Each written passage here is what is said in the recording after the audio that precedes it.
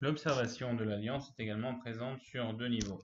Il y a ceux dont l'union intime se déroule durant les 6 jours de la semaine, mais qui parviennent tout de même à respecter les règles de pureté selon la Torah sans enfreindre aucune loi. Et il y a ceux dont l'union intime ne se déroule que de Shabbat en respectant l'alliance.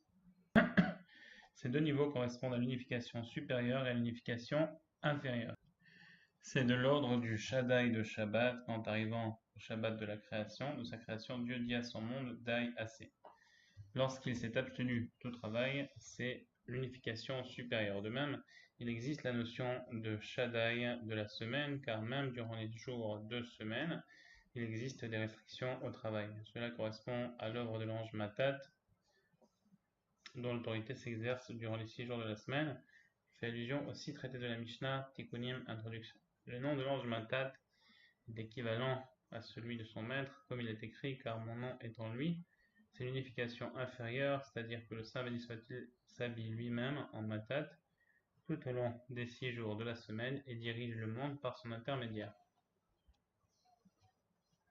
Voici les notions de halacha, loi juive, et de Kabbalah, la tradition ésotérique. La Kabbalah renvoie au verset « Prosternez-vous devant l'Éternel dans la splendeur de sa gloire ». Ishtachavu l'Hashem Behadrat Kodesh, dont chacune des lettres initiales forme le mot Kabbalah, alors que le verset Acclamez l'Éternel toute la terre, Ariou l'Hashem Kol Haaretz a pour acronyme le mot Halacha, les Kavanot du Hari.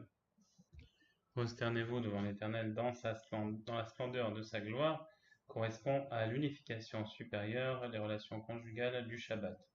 C'est l'alliance supérieure qui inclut l'aspect essentiel du prosternement.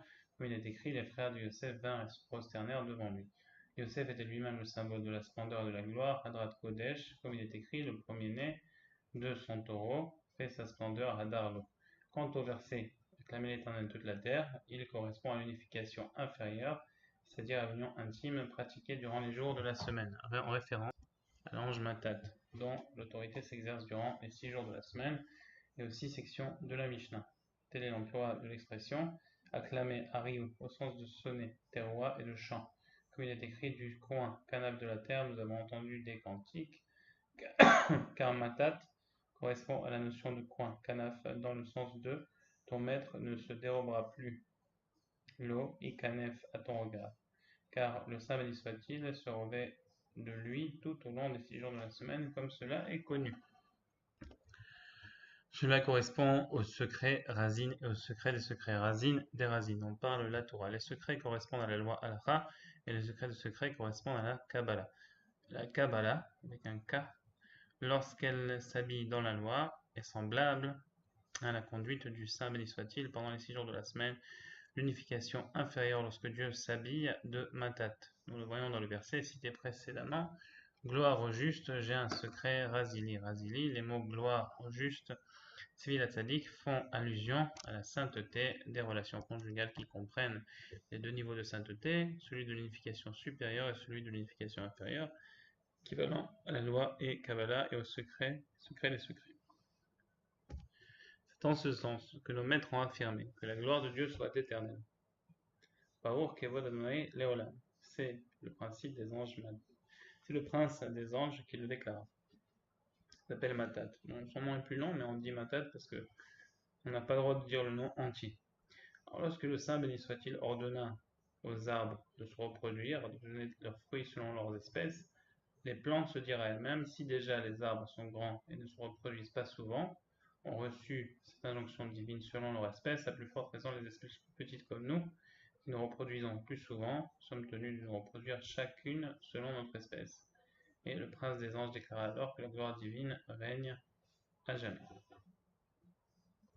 En vérité, même les grands, les gens importants dans les relations importantes spirituellement, notamment, d'une certaine manière, dans les relations conjugales, pas continues mais espacées de Shabbat en Shabbat, sont prévenus par la Torah de bien veiller à respecter l'alliance. Ils doivent faire attention à se préserver, comme il est écrit, les enfants d'Israël garderont le Shabbat, les Shamer ben Israël est à Shabbat. Dans la première lettre, on pour acronyme le mot bia, relation sexuelle, comme le rappellent les Kavanot du Harizal et d'autres termes. Même si l'union conjugale n'a lieu que de Shabbat en Shabbat, il faut garder une extrême vigilance de l'ordre de une garde. Et à plus forte raison, pour les petits, les gens simples qui entrent dans la catégorie des herbes, dont la reproduction, y compris les jours de la semaine, est fréquente, eux aussi doivent redoubler de vigilance sur le respect de l'alliance et se comporter selon les règles de la Torah, être attentifs sur l'aspect selon leur espèce. Okay. Aussitôt que le prince des anges Matat, dont le pouvoir s'exerce pendant les jours de la semaine, en lien avec les plantes et l'union inférieure, entendit cela, il ouvrit la bouche et déclara, expression du Zohar, que la gloire de Dieu, etc. Le mot gloire, précisément, kavod, car en respectant l'alliance sur les deux niveaux, cette gloire devient parfaite. Ainsi, en gardant l'alliance sur les deux niveaux, union supérieure et union inférieure, c'est-à-dire arbre et plante, grand et petit, union intime le Shabbat et union intime durant la semaine, loi et Kabbalah, les secrets, la gloire est complète comme nous le savons. Par la gloire, on mérite d'accéder à la parole qui est claire pour atteindre ainsi une compréhension profonde de la Torah. C'est ainsi que peuvent être entendues les paroles de Rabba Bar Chana. Nous voguions une fois en bateau quand nous aperçûmes cet oiseau qui se dressait dans l'eau, qui lui arrivait jusqu'à la cheville alors que sa tête atteignait le ciel. Nous dîmes, il ne doit pas y avoir beaucoup d'eau par ici, et nous voulions descendre plus bas pour nous rafraîchir. Une voix se fit entendre du ciel et nous dit, ne descendez pas par ici, car la hache d'un charpentier est tombée ici il y a 7 années et n'a pas toujours atteint la terre. Le fond de la mer. Non pas parce qu'il y a beaucoup d'eau, mais parce que les eaux s'écoulent rapidement. Rav Ashi déclara, cet oiseau est le Ziz Sadai, comme dans l'oiseau des champs, Ziz Sadai est avec moi. Et voici ce que le Rashbam va nous enseigner. À noter, parce qu'on n'a pas dit jusqu'à présent, que le Rashbam c'est un grand rabbin de la Gemara, et il est venu en rêve chez Rabbeinu et lui a dit, comment se fait-il que toi, dont le talent est exceptionnel, n'as-tu pas expliqué mes histoires que j'ai écrites dans la Gemara, parce qu'elles contiennent des secrets faramineux, fabuleux. Alors Rabbeinu lui a dit, il n'y a pas de problème, moi je vais m'atteler à ça. Et donc c'est à peu près, je crois, les 16, 17 ou 18 premières du Likutei Moharan. Les premières Torah, les premiers enseignements du Likutei Moharan, ils sont basés là-dessus. C'est pour ça que depuis le début, à chaque fin de Torah, ici on voit Rashbam, Rashbam, Rashbam, puisque finalement, c'est le... Pardon, je me suis trompé, pas le Rashbam. Rabba Bar Chana, c'est lui le grand rabbin de la Gemara, désolé. Le Rashbam vient nous traduire et nous expliquer, d'accord. Par contre, alors, en fait, le grand rabbin qui est venu voir Rabbi Nachman, c'est Rabba Bar Chana, grand rabbin de la Gemara, et lui, donc, voilà, il a demandé d'expliquer ces choses-là, chose que Rabbeinu a fait, et qui a été le début du Likutei Moharan. Voilà. Rashbam vient ici nous expliquer, nous traduire. Donc, nous aperçûmes cet oiseau, le texte se lit ainsi. Donc là, on est rendu là, pour ceux qui ont perdu le fil. Nous dit, il ne doit pas y avoir beaucoup d'eau par ici. Donc, nous pensions que l'eau n'était pas très profonde, parce qu'elle nous arrivait jusqu'aux chevilles. La hache d'un charpentier, un coupeur de bois. Non pas parce qu'il y a beaucoup d'eau, en 7 ans de parcours la hache n'avait pas atteint le fond, mais parce qu'elle s'écoule rapidement, à cause de la rapidité de la rivière, elle ne toucha pas le fond, et pas seulement parce que c'était profond. Ziz Sadai, l'oiseau des champs, est avec moi, sa tête arrivait au firmament. Cet oiseau fait allusion à la parole, il représente l'interface entre l'homme qui est formé de des eaux masculines et féminines, et les cieux qui correspondent à la compréhension de la Torah. Comme il est enseigné à propos du lépreux, la lèpre était la conséquence de la médisance qui devait apporter 2 oiseaux en expiation. Que vienne celui qui piaille et papote, l'oiseau et fasse expiation pour celui qui a piaillé et papoté par sa médisance. Qui se dressait dans l'eau, qui lui arrivait jusqu'à la cheville, la parole doit l'éclairer dans tous les endroits où il doit se repentir. Comme on a dit au début, donc c'est pour ça que c'est bien d'étudier la Torah à voix haute, comme on le fait maintenant, puisque c'est cette parole qui va devant nous comme une lumière pour nous éclairer au repentir. Et ce qui relève parfois de la catégorie, elle découvrit ses pieds et se coucha. En effet, la parole doit éclairer l'homme et lui montrer qu'il se trouve en bas, à un bas niveau spirituel. C'est la raison pour laquelle la parole est symbolisée par l'oiseau qui se dressait dans l'eau, qui lui arrivait jusqu'à la cheville. L'eau correspond à l'homme qui provient des eaux masculines et féminines, comme nous le savons, alors que la parole est comparée à l'oiseau qui se dressait jusqu'à la cheville. Cette parole se trouve chez l'homme, située à un bas niveau, afin de l'éclairer comme dans le verset, elle découvrit ses pieds et ses qui se dressait dans l'eau, qui lui arrivait jusqu'à la cheville, comme nous l'avons vu. Nous dîmes, il ne doit pas y avoir beaucoup d'eau ici.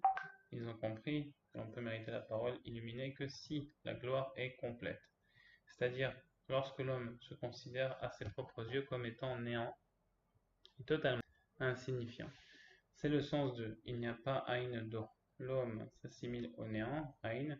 Nous voulions descendre plus bas au sens d'abaissement, en nous montrant humble et modeste, pour nous rafraîchir les accourés, comme dans le verset « Je rendrai les hommes plus précieux au Kir que l'or pur ». En d'autres termes, cette pseudo-humilité avait pour finalité l'orgueil, c'est-à-dire d'être honoré et mis en valeur. Il y a des individus qui agissent de manière très humble afin de jouir des honneurs et des attentions accordées aux gens humbles, et c'est ce que l'on appelle la fausse modestie qui constitue en fait le comble de l'orgueil. C'est pourquoi nous voulions descendre plus bas, nous montrer humbles et insignifiants, pour nous rafraîchir la courée par ce biais apparaître plus précieux. La courée, c'est les mêmes lettres que Kar, et c'est aussi comme Yakar, donc précieux et froid, rafraîchir. Apparaître plus précieux Yekarim est important car la prétention est très méprisable. Une voix se fit entendre du ciel et nous dit « Ne descendez pas par ici, n'allez pas tenter de vous montrer petit et inférieur simplement pour être honoré et mis en valeur. » La voix céleste les mise en garde de ne pas feindre la modestie pour être l'objet de considération, car la fausse modestie représente en fait le degré ultime de l'orgueil. La hache d'un charpentier est tombée ici il y a 7 années, elle n'a toujours pas atteint la terre. La voix céleste leur indiqua quelle était l'origine de l'orgueil, afin qu'ils s'en éloignent autant que possible, sans descendre par ici, c'est-à-dire sans essayer de paraître humble pour être mieux considérés, comme l'ont décrit nos sages de mémoire bénie, soit très très humble. Ceci pour nous enseigner que cet orgueil est une dégradation de l'honneur et de la majesté divine qui appartiennent au Saint béni soit-il. Ainsi qu'il est écrit, il, donc l'Éternel règne, il est revêtu, vêtements de majesté. Telle est l'allusion induite par les mots, une hache, Hatsina, est tombée, car ce terme indique également le verset, comme pour Echitsno et le pan de son vêtement, qu'il ne remplit pas de gerbe. Charpentier, il s'agit du Saint béni soit-il, ainsi qu'il est dit, sur les eaux il a posé ses voûtes, et par ailleurs votre Dieu est menuisier. La chute de ce vêtement divin entraîne ainsi des manifestations d'orgueil liées à la notion des 7 maisons d'idolâtrie. Donc là, il faut noter un concept important ici, parce que dans le monde, il y a les maçons, et on ne va pas entrer trop dans le sujet, mais en fait, eux, ils se basent sur ce verset-là. Bon, c'est bon parce qu'en étudiant l'écoute moine, on peut comprendre plein de choses sur les idoles d'Égypte et là sur autre chose.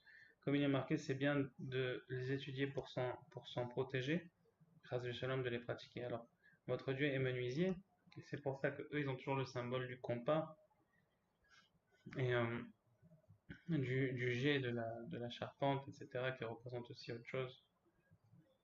Et en fait, comme ils ne sont pas associés à Dieu, et ben automatiquement ils sont associés aux forces du mal. Et c'est pour ça qu'ils sont affiliés à des groupes. Et bon, ça c'est pas le but du tout de cette étude. En tout cas, c'est simplement pour dire que ici, quand ça m'a frappé, quand c'est marqué votre Dieu est menuisier, alors là on voit que la chute de ce vêtement divin, d'accord, donc de la gloire de Dieu, entraîne ainsi des manifestations d'orgueil liées aux notions des 7 maisons d'idolâtrie, 7 maisons royales d'idolâtrie. C'est pour ça qu'aujourd'hui, ces maisons, elles existent toujours. Elles sont voilées, ça veut dire que le commun des mortels n'y a pas accès, heureusement d'ailleurs, mais quand on rentre dans ces cercles-là, effectivement, il y a toutes sortes de loges, de sectes et tout ça, qui sont liées avec ces 7 maisons d'idolâtrie. Et en fait, qui proviennent de quoi? De la manifestation d'orgueil qui est causée par la chute du vêtement divin. Et ensuite, c'est pour ça qu'ils disent votre Dieu est un menuisier, qu'en réalité, il est bien plus que ça. Il est tout. Dieu est tout et un, et ça c'est seulement nous, le peuple juif, qu'on peut vraiment le comprendre. C'est pour ça qu'il faut vraiment s'attacher à une humilité, et qui nous permet ensuite vraiment de comprendre que Dieu est un, et d'essayer vraiment de faire petit son orgueil personnel devant la gloire de Dieu, puisque c'est ça qui nous permet de comprendre sa grandeur, et conséquemment de nous préserver, même parfois subconsciemment, on sera préservé des 7 maisons d'idolâtrie qui sont vraiment de nos jours insigneusement tissées avec le tissu social ou bien le tissu de la vie de tous les jours. Voilà, donc c'était une petite parenthèse assez importante. On va recommencer ici le texte. Le charpentier, il s'agit du saint béni soit-il, ainsi qu'il est écrit sur les eaux, il a posé ses voûtes. Par ailleurs, votre Dieu est un menuisier, et la chute de ce vêtement divin entraîne ainsi des manifestations d'orgueil liées à la notion de cette maison royale d'idolâtrie, à cause desquelles les enfants d'Israël furent exilés de leur terre. Et c'est ce que nos sages affirment, les enfants d'Israël n'ont été exilés qu'à partir du moment où les 7 maisons royales ont servi pour l'idolâtrie. Et pour cette raison, l'idolâtrie est appelée gloire, comme il est écrit, comme la gloire d'un homme est d'habiter sa demeure. En effet, l'idolâtrie, qui constitue une forme d'auto-glorification, est générée par la chute de la gloire. Et à noter ici que le G ou le Gimel, il est similaire en hébreu, puisqu'en hébreu c'est Geout, comme c'est marqué dans le verset qui parle du vêtement d'Hachem justement, Adonai Malach Geout Lavesh, ce qui est aussi lié avec le concept de Ge, ce qui veut dire de fier en hébreu, et aussi en français on voit le mot gloire, Gava, gloire, Geout, etc. etc. Conséquemment, c'est pour ça que vous avez le G. Le G qui représente le symbole des francs-maçons notamment, et ensuite avec leur compas, et le G comme Google, etc. etc. puisqu'en fait, toutes ces idolâtries, elles convergent vers une sorte d'auto-glorification, et voilà, donc trêve d'explication, mais c'était simplement pour vous ouvrir les yeux vers quelque chose d'important, qui se trouve notamment omniprésent sur l'Internet, sur les moteurs de recherche que vous utilisez, Google pour ne citer que, mais bien sûr presque tous les autres, et pour montrer en fait que nous, en tant que juifs, eh ben, un dérivé concret de ça, par exemple l'Internet, d'accord? Aujourd'hui, c'est ça le véhicule par lequel toutes les forces du mal, y compris et les forces du bien aussi, mais passent. C'est un flux d'informations, de connaissances, voilà. Ça permet d'arroser les gens de connaissances du bien ou du mal. Les élèves de Moshe ou de Bilham, voilà. Et en fait, sur Internet, on peut dire, ah, moi, c'est pas important, je suis capable moi-même de gérer, tout, je vais pas mettre de protecteur pour Internet, mais en fait, c'est une genre de je m'en foutiste qui est lié avec une certaine gava, une certaine autoglorification, un côté hautain de dire, ah, moi, je suis capable de. Mais non, on sait qu'on est fait, comme c'est marqué plus haut, on sait qu'on est fait de chair et de sang, qu'il faut se protéger. Alors, le simple fait sur Internet de protéger ses yeux de choses qu'il ne faut pas, notamment avec des filtres, comme Internet Rimon, Native, où il y en a encore beaucoup d'autres, NetSpark, voilà, sur le téléphone comme sur l'ordinateur, eh ben, ça montre une certaine humilité.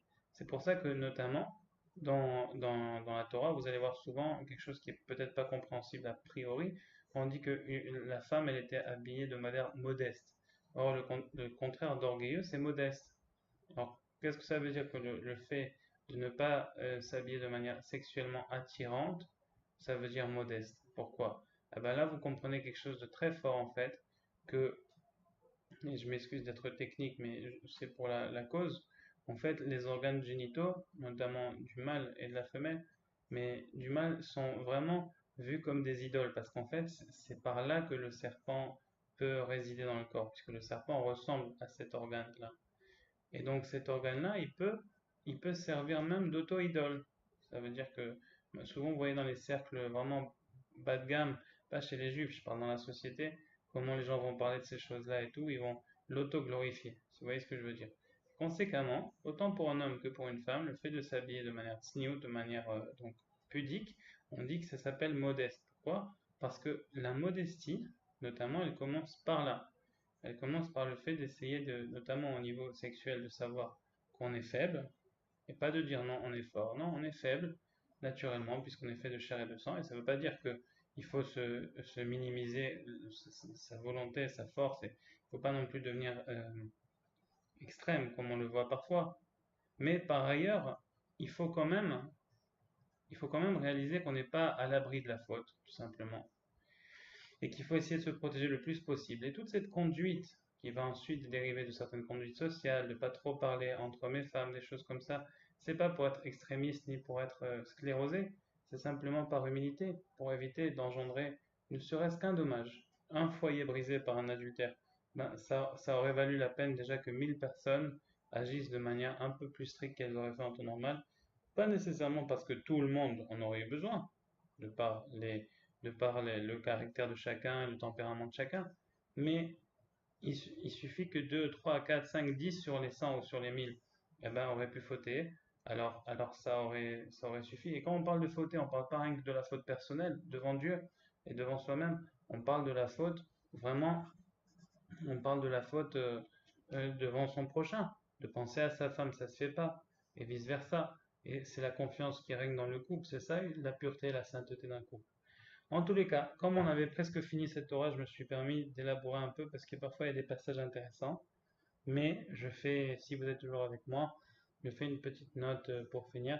Si parfois ces diborim-là, ces paroles, vous voulez avancer plus vite dans le texte, eh ben vous pouvez simplement avancer sur Google, sur YouTube, pour arriver au prochain paragraphe.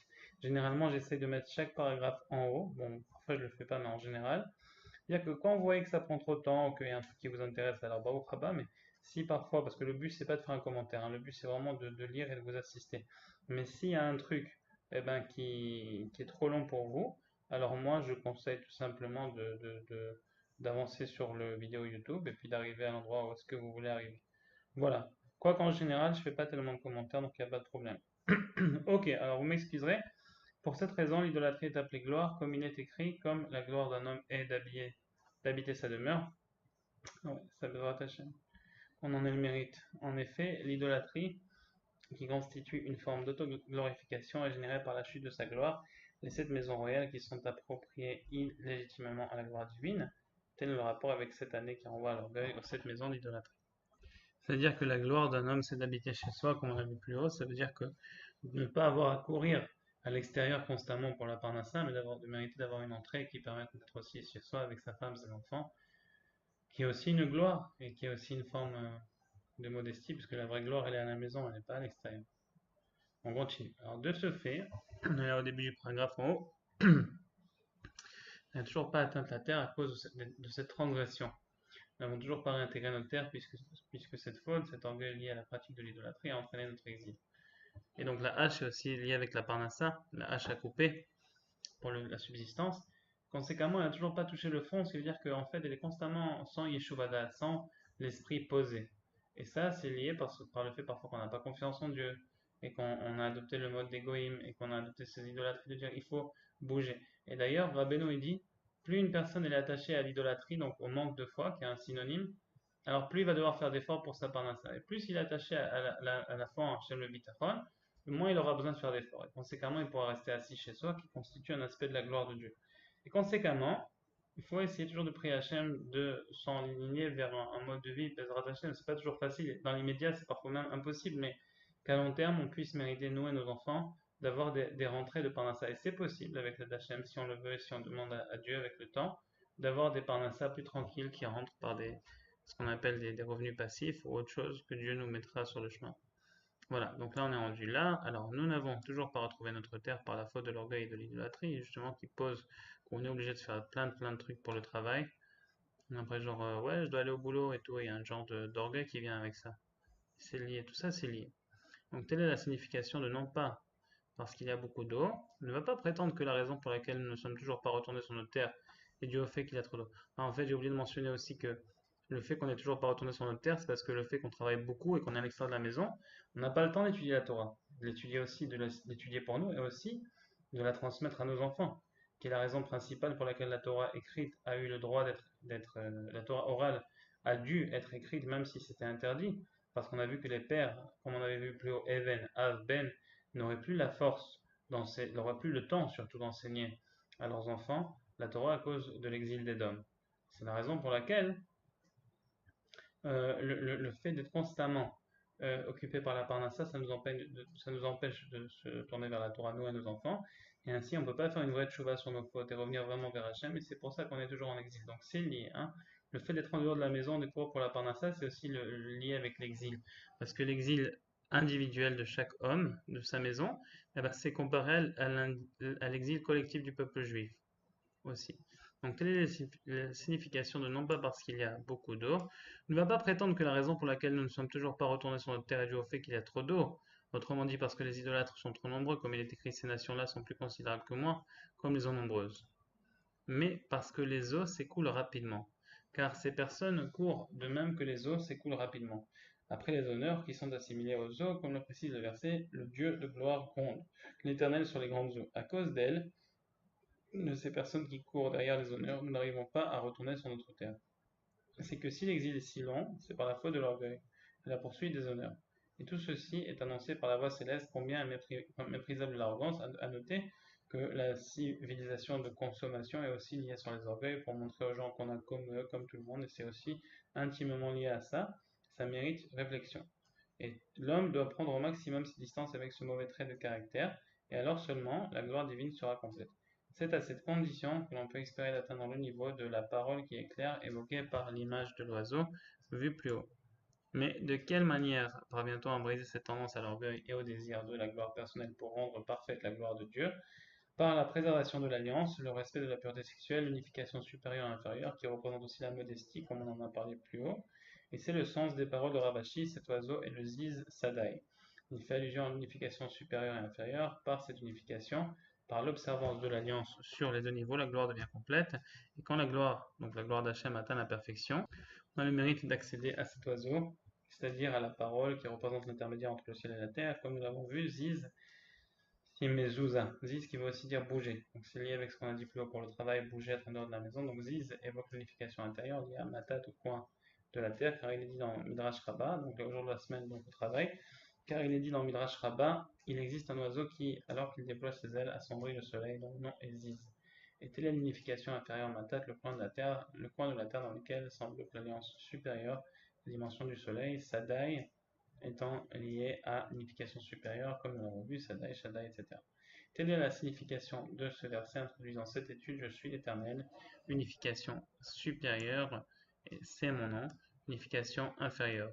Et mon honneur, je ne le concéderai pas à personne. Il s'agit de la notion de gloire rendue parfaite, ni ma louange aux idoles, comme il est marqué Adonai Malar Geot Lavesh, donc Dieu a régné et il s'est enduit, il s'est paré d'un vêtement de gloire, de grandeur, et donc ni ma louange aux idoles, il s'agit de la parole, comme il est écrit que ma bouche dise les louanges de l'Éternel, et le tout expliqué peu. Donc ça a rapport avec la Torah ensuite. J'aime qu'on ait le mérite de la faire bientôt. Voilà, donc cette Torah, c'était la Torah 11 du Écoutez-moi, elle était vraiment magnifique. J'espère que ça vous a pas embêté. Les petites parenthèses qui, mises à part cela, sont quand même assez intéressantes. Et que Hachem nous aide à pratiquer toutes les paroles de Ravenu du fond du cœur et de bien les comprendre et de les pratiquer surtout parce que c'est l'essentiel. Bisrut tous les tzadikim et Rabbi Nachman Meuman.